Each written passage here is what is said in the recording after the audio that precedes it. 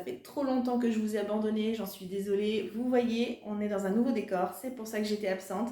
J'ai déménagé, je suis dans ma bibliothèque, dans ma nouvelle maison. Et ça sera dorénavant notre nouveau décor pour les vidéos, sauf exception. Aujourd'hui, on se retrouve pour un retour sur lecture. On va parler de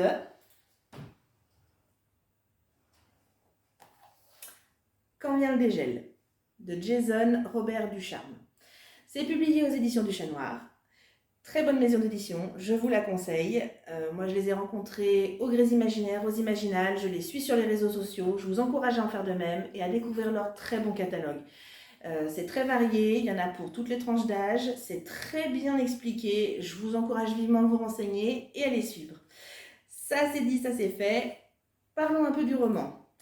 Sur la 4e de couverture, il nous explique qu'on va parler aujourd'hui d'horreur, de suicide et de troubles mentaux. C'est pas un programme très gai, c'est un petit peu glauque, c'est un peu à l'image de la couve, mais vous allez voir qu'on n'est pas que dans du négatif, bien au contraire.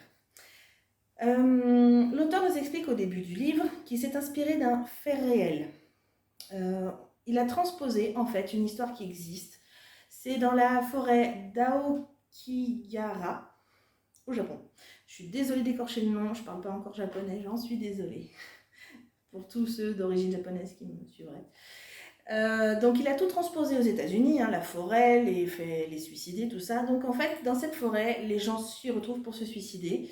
Ça existe, vous avez peut-être vu un reportage ou deux dessus, passé un temps, les médias en parlaient beaucoup, ça faisait un peu fureur. Et d'ailleurs, c'est pour ça que l'auteur a voulu parler de ça. Il n'a pas du tout aimé la façon dont les médias se sont emparés de ce fait divers et de la façon dont ça a été traité. Pour lui, c'était assez irrespectueux pour les suicidés en question et aussi pour leur famille et leur souffrance. Donc là, il a voulu s'intéresser justement à la souffrance d'une maman. C'est elle la narratrice de ce roman. C'est une maman qui va essayer de retrouver son fils. Son fils de 18 ans est parti, il a fugué et elle pense qu'il est allé en forêt, dans la fameuse forêt des suicidés, là-bas aux États-Unis, pour se suicider. Donc elle va essayer de le ramener à la maison avant le pire. On est sur une quête, on le sent, d'ailleurs elle va rencontrer des personnages fantastiques, fantasmagoriques, comme vous voulez, mais des personnages on le sent qui sont louches, qui ne sont pas des personnages certainement réels, des personnes qu'on rencontre que dans ce genre de forêt bien glauque, on ne peut pas les rencontrer ailleurs, ou dans une maison hantée peut-être.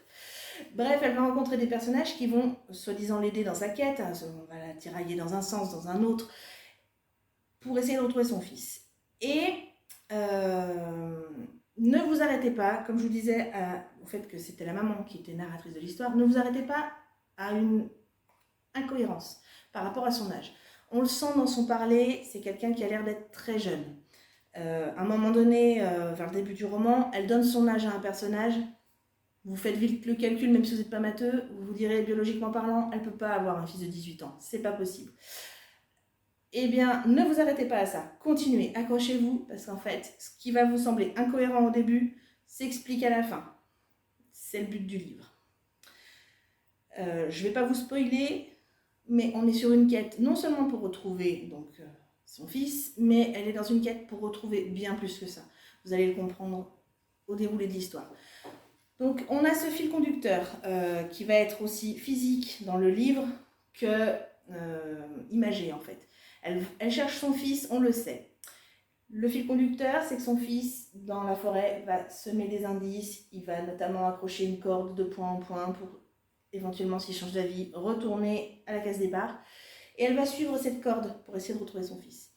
C'est un peu le fil conducteur aussi dans l'histoire, puisqu'on va aller de point en point, et elle va se remémorer des choses. Pas forcément par rapport à son fils, parce que même si au début, elle a des réminiscences de son fils, elle va avoir des souvenirs d'autres choses, de bien avant. Et c'est centré sur elle et aussi sur son mari. Et vous allez vite comprendre pourquoi, et vous allez ensuite être amené à comprendre, à vous dire « Ah ouais, en fait, c'est pas qu'une quête où on retrouve son fils, elle va retrouver autre chose. » On va comprendre qu'elle va se retrouver un petit peu elle-même aussi au milieu de tout ça. Je vais vous le dire tout de suite, ce livre m'a beaucoup émue aussi pour une autre chose. C'est qu'on est sur la douleur d'une maman. C'est pas que ça fait écho, j'ai une vie de maman très épanouie, j'ai un petit garçon de même pas 1 an. Mais du coup, ça fait écho à ma sensibilité de maman, si vous voulez. Quand une maman souffre parce que son petit garçon souffre, même si c'est un petit garçon de 18 ans, ça reste quand même son bébé, et ça fait écho à ma sensibilité de maman. Si vous êtes maman ou papa, vous allez vite comprendre de quoi je parle. Quand votre enfant est en souffrance, vous êtes en souffrance. Donc le malaise de cette maman, on va le ressentir vraiment dans le livre. Quand elle va galérer pour retrouver son fils, on va galérer avec elle, ça va nous émoustiller, quoi. C'est d'autant plus émoustillant que dans ce récit, la mort, elle n'est pas du tout fantasmée, elle n'est pas du tout idéalisée.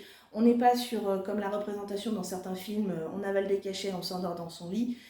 On est sur un récit qui est cru, qui ne nous épargne pas en fait. Cette femme ne va pas être épargnée justement, cette maman ne va pas être épargnée. Quand elle va rencontrer ces personnages, comme je vous disais, un peu fantastiques, qui vont lui demander de réaliser des missions dans le but d'avoir un indice sur le lieu dans la forêt où se situe son fils, elle va être confrontée à la mort, elle va être confrontée à des suicidés justement. Elle va faire le rapprochement avec ce qui pourrait éventuellement arriver à son fils, et c'est pas joli. Quand on se retrouve face à une jeune fille de 15-16 ans qui s'est suicidée et qui a du vomi partout, c'est cru. Et c'est déjà cru dans le récit, mais on s'imagine que cette maman est confrontée à ça, c'est terrible. Donc la mort n'a rien de beau en fait dans ce roman. Et on comprend qu'en fait, cette femme l'intègre, elle finit par l'intégrer, et c'est terrible en fait. Et on comprend après son urgence à retrouver son fils. Ça devient de plus en plus violent en elle en fait, de retrouver son fils. Quoi vous dire d'autre que malgré tout, vous le voyez, derrière l'arbre, il y a de la lumière. Sans vous spoiler l'histoire, sans vous spoiler la fin, il faut garder en tête que ça nous ouvre quand même sur un espoir. C'est une quête, sans vous dire si ça se finit bien ou mal, ça va se finir de toute façon. Et même si la mort est quelque chose, on le sait, et c'est très bien expliqué dans ce roman, c'est quelque chose de définitif, de cru, des fois de pas beau du tout, et de définitif, comme je vous disais, il y a quand même de l'espoir. Il faut garder espoir. En fait, je pense que c'est un peu le message qui veut transparaître dans ce roman, et d'où la lumière derrière l'arbre des suicidés. Je pense que l'auteur a quand même voulu qu'on garde espoir malgré tout. Voilà. Finir aussi par vous dire que ce roman a été un délicieux hors-d'œuvre pour moi avant un dîner, je pense, tout aussi délicieux que je vais faire aux éditions du Chat Noir, parce que j'ai continué mon aventure avec eux avec d'autres acquisitions. On en parlera plus tard quand je les aurai terminées. Mais du coup, voilà, je vous recommande vivement. Ça chamboule, ça bouleverse, mais on garde espoir. Et c'est le plus important. Voilà, donc ne soyez pas rebutés par le fait que, comme je vous disais, il y a peut-être des choses qui vont paraître incohérentes, que c'est laborieux, qu'on galère avec cette maman, et que c'est cru et c'est pas beau la mort. Il faut garder espoir. Allez jusqu'au bout, c'est pas très long, ça se lit bien, et c'est bouleversant d'émotions. Voilà. C'est tout ce que j'avais à en dire pour aujourd'hui, et j'espère vous retrouver très rapidement pour d'autres retours sur lecture. Et en attendant, je vous fais de gros bisous. À très bientôt!